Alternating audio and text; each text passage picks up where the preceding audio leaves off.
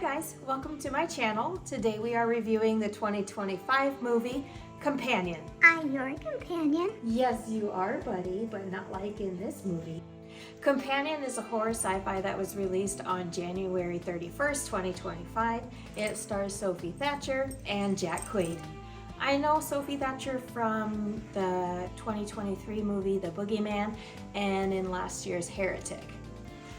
Jack Quaid, I'm sure, has been in a bunch of stuff, but I only know him as Marvel from the Hunger Games. It also features a very funny actor, Harvey Guillen, who is in the Hulu show What We Do in the Shadows. Oh no, don't get me in the middle of this. I'm going to do my best to make this review spoiler-free. However, I do want to be able to give my thoughts about the movie in its entirety, including my opinion about the ending. So if you're one of those people who likes to go into a movie completely blind, oh, I've heard of this flick. There's a twist in it, isn't there?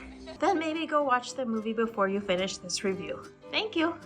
I saw the teaser trailer for this a while back last year and I was so intrigued. The teaser just left so many questions. It didn't give anything away about what the plot of the movie was, but it just looked so interesting and like such a good time. And then I saw the actual trailer and I felt like that one gave away a little bit too much, especially in this one clip. Did you jailbreak your sex bot? I was so disappointed in that one clip because it gave away the AI spin of this movie, and I thought it was gonna be another Megan or that new Megan Fox movie, Subservience. However, that reveal of Sophie Thatcher's character being an AI robot was given away pretty quickly in the beginning and foreshadowed pretty heavily even before that. I have to say, I loved this movie. This movie was so much fun. It was so interesting. It had a compelling message and I was not bored through the whole thing. I was on the edge of my seat just waiting to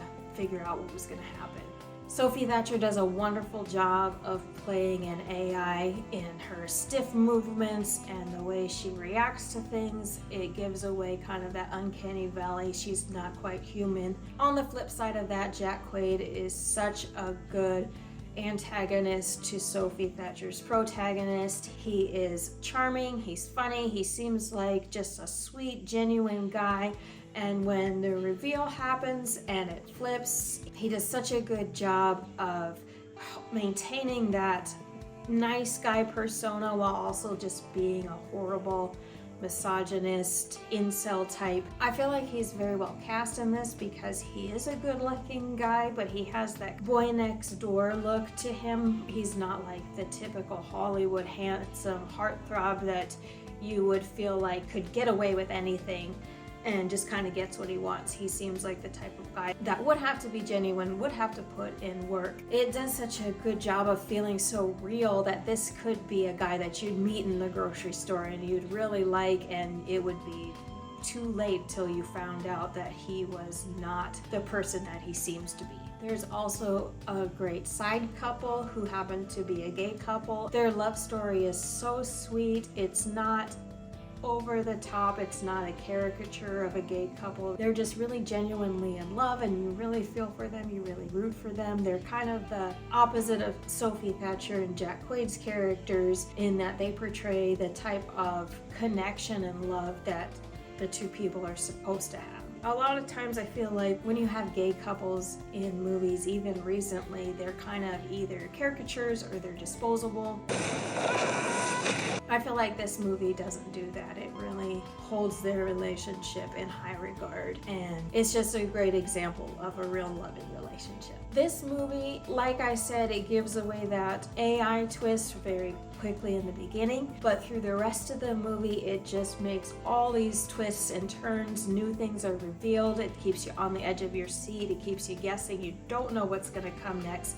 Everyone's a ghost. And this one just feels so original. Some people might think the message in this movie is too heavy-handed with the misogyny angle, with the portrayal of how some people will dehumanize others and use that as an excuse to treat them super cruelly. But the story is so compelling and the message fits so well in the story, it doesn't get lost. That's one thing that'll really make me love a movie, is when the message is good and the story is good and they mesh together, that neither one of them clouds the other one. So this movie is a great time. It's a fun ride. It's not going to be for everybody, but it was my type of movie, and I really hope that people will give it a chance and that they will take some of these messages to heart and really think about them no matter what side or what character they might identify with. A couple negatives with the movie I would say would be in the AI technology that they introduced. They introduced rules for the AI technology, and then I felt like they kind of bent them or kind of broke them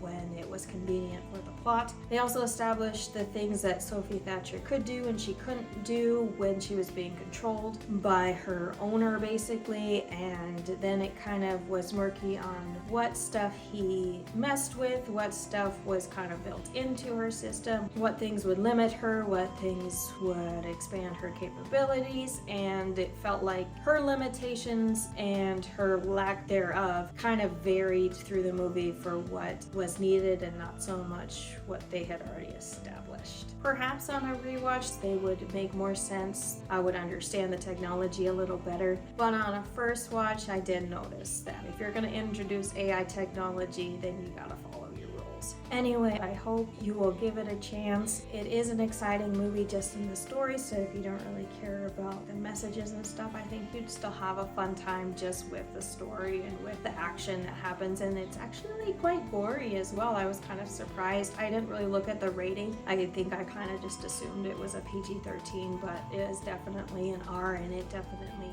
earned that in a lot of spots. That's all I have for now. I hope I see you in my next video. Until then, take care of yourself and drink water. Bye-bye. Subscribe!